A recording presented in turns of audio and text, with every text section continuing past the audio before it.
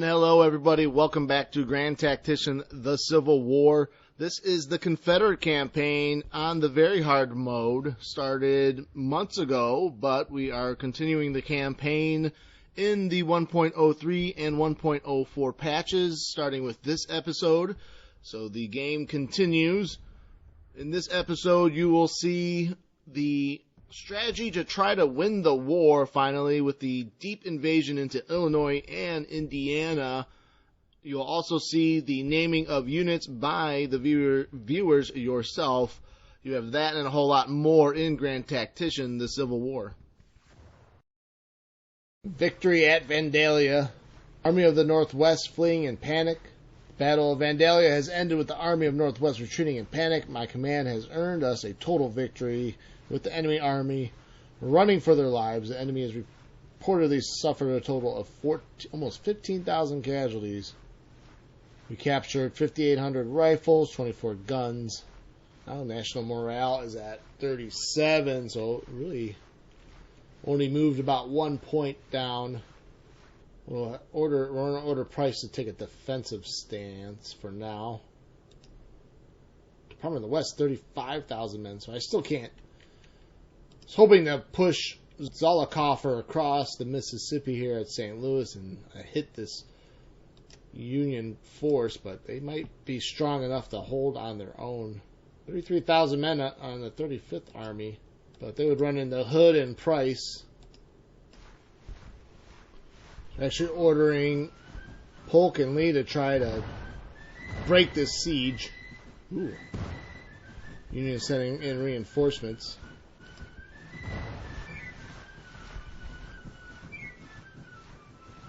Secretary Robinson impeached. Secretary of State of Kansas convicted. A bond scandal. A Union has landed forces on the Maryland Peninsula. June 17th, 1862, and the Army of the West under Albert Sidney Johnston, after the Battle of Vandalia, is in a really strong position here, holding the Vandalia-Terre Haute line in middle Illinois, and they actually have connected with Joe Johnston's Army of Kentucky, now invading southwest Indiana, although Joe Johnston needs to get some forward supply bases set up here to help feed this army that is now starting to lose supplies, although their condition is still good, as their foraging has kept their units relatively fed, but they have run out of their reserve provisioning. We have a couple of perks to assign to. John Bell Hood has earned himself a perk. We are going to give him the flying column. Longstreet does not have one. Albert Sidney Johnston has a perk as well. Let's give A.S. Johnston the siege train. Joe Johnston also has a perk to assign. His first one, we'll do flying column 1. Strategic situation, Union national morale down to 38. That's actually ticking up a little bit from previously. National support about even, 85 to 84. Morale of armies, Union down to 66. The Confederates have a morale of 79 in their armies.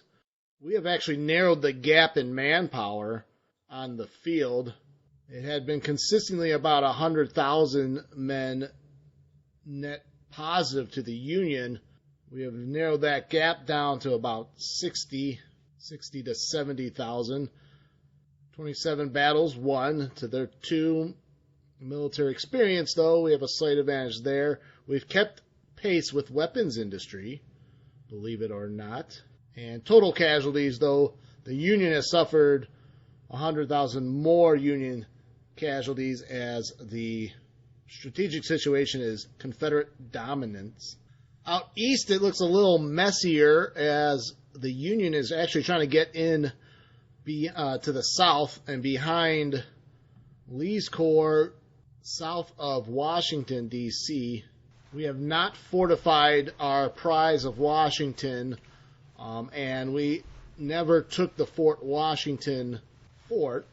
which would have helped defend that southern flank. And it looks like the Union have landed on the peninsula here across the Chesapeake Bay. There is a siege of Baltimore going on. It looks like we should win this as we outnumber the Army of Minnesota. Why don't we auto-resolve this assault? If we can quickly resolve this siege of Baltimore and then shift forces southward. Actually, you might want to shift McCulloch, or we can just transfer Cox Corps to Beauregard. Before we do that, why don't we assign McCulloch a perk? So we are going to transfer Cox Corps to Beauregard's command directly, at least temporarily, just to reestablish total control of the Washington, D.C. area. So they'll bring Beauregard to almost 100,000 men. McCulloch will just have Preston under his command for now and keep guarding the passes through the mountains in Maryland, in western Maryland. And let's order Cox Corps to aid Lee and Washington. Let's resolve this siege of Baltimore. Alright, so glorious victory at Baltimore. Army of Minnesota fleeing in panic. Casualties light, contraband light, but we secure Baltimore, which should cause even more, drop national morale by a point. So every point counts now as we get closer and closer to ultimate victory. Let's see if we can get Polk to quickly shift south. We're still considered in hostile territory in Maryland, as we have raided through this country extensively to the dislike of the Marylanders. They at one time were at 100% support until we unleashed Stuart and Preston on the countryside. So we see the retreating army. Another Union army, though, is coming in to attack, and they decide that they do not have enough force to attack. Slavery prohibited in the territories. U.S. Congress to regulate slavery. Policies, we are currently researching Bounties 1.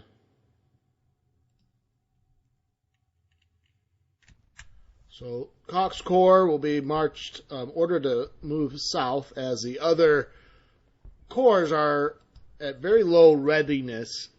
Ewell is in the yellow readiness, so we could try to use him to support.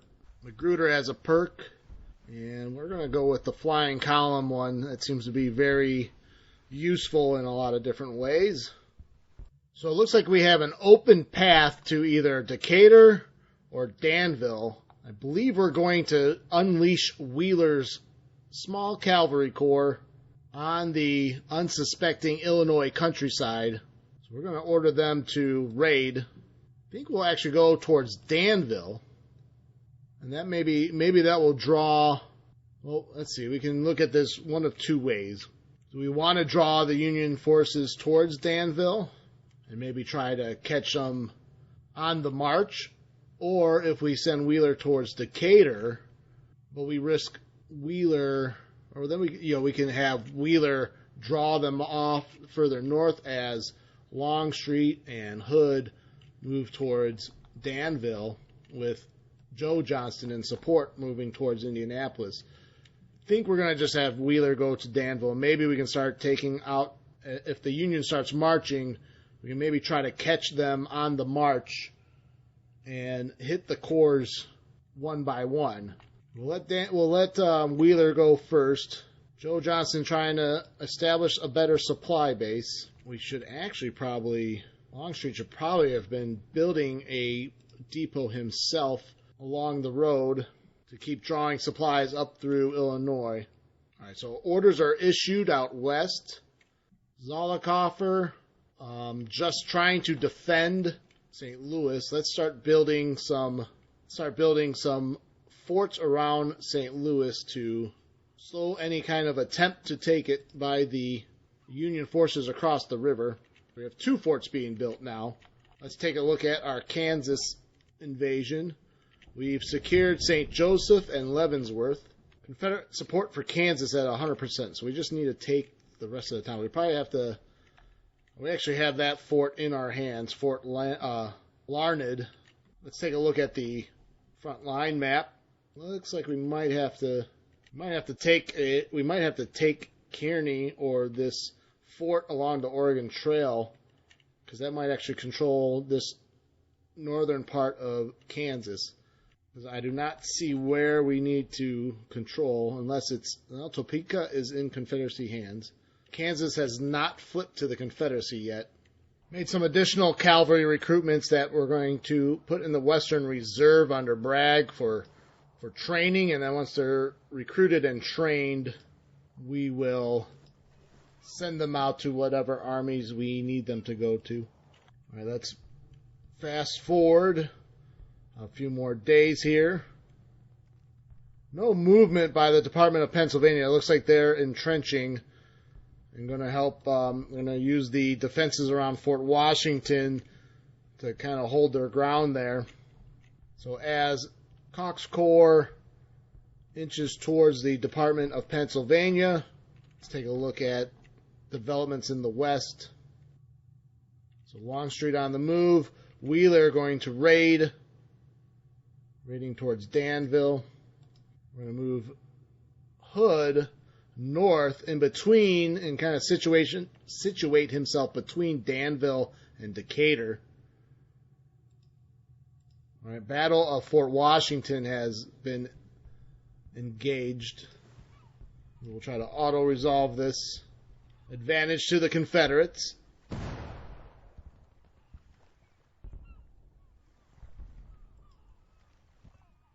So we'll let that play out.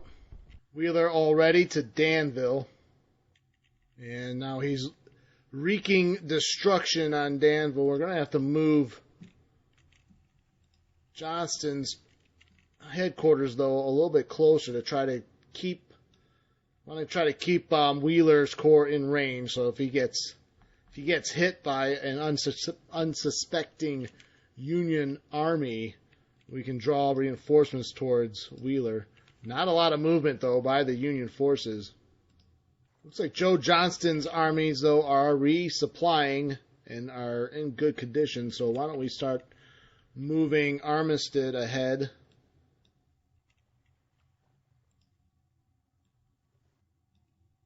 We're actually going to move Archer's Corps back over to our right here towards Indianapolis.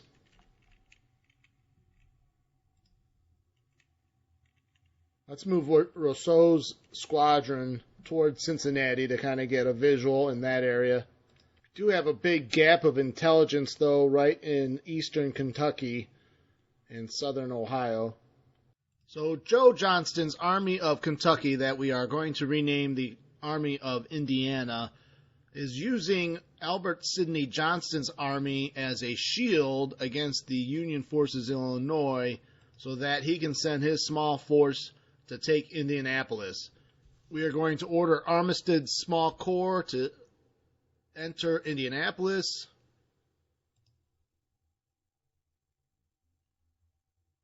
We're going to move Johnston's headquarters up north a little bit.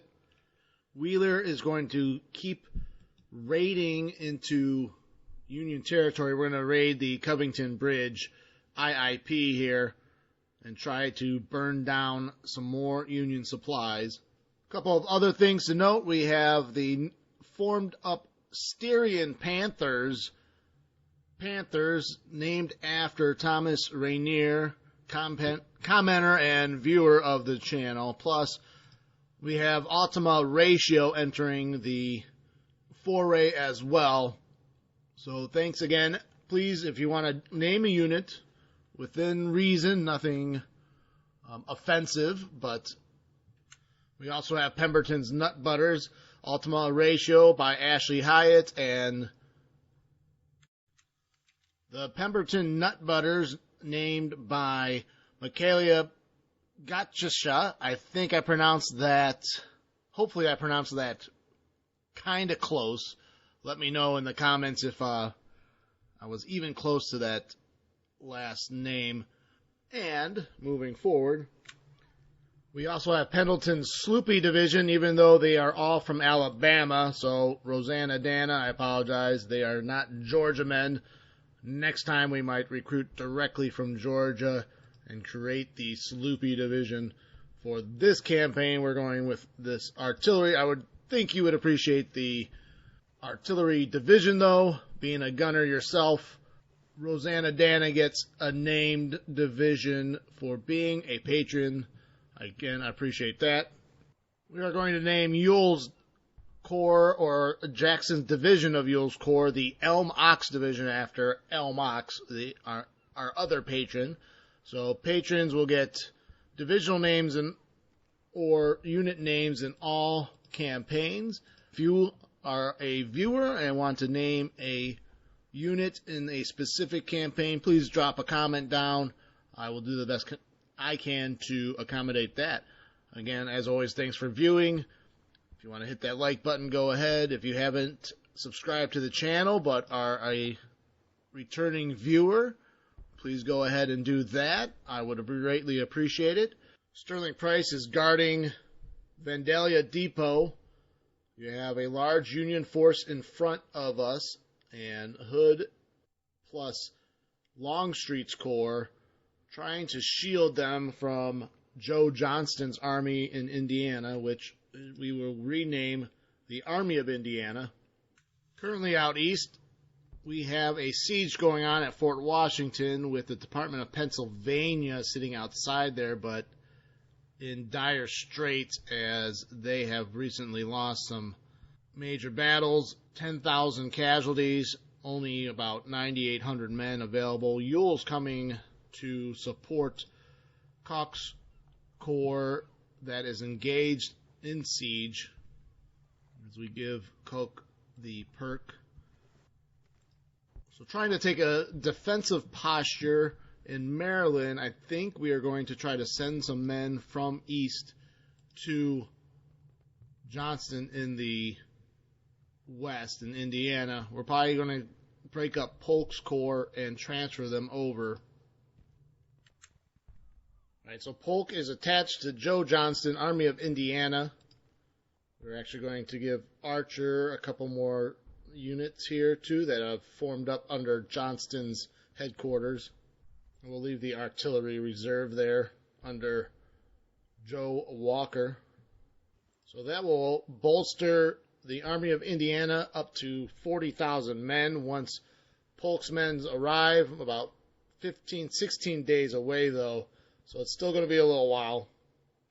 Magruder's going to start fortifying around Baltimore, and then we're just going to build a chain of forts in Maryland, and then maybe we can start peeling some more units away from the east and focus our attention out west to deliver the final blow, hopefully, to the Union forces. Let's see if Coke's Corps can finish off the Fort Washington garrison.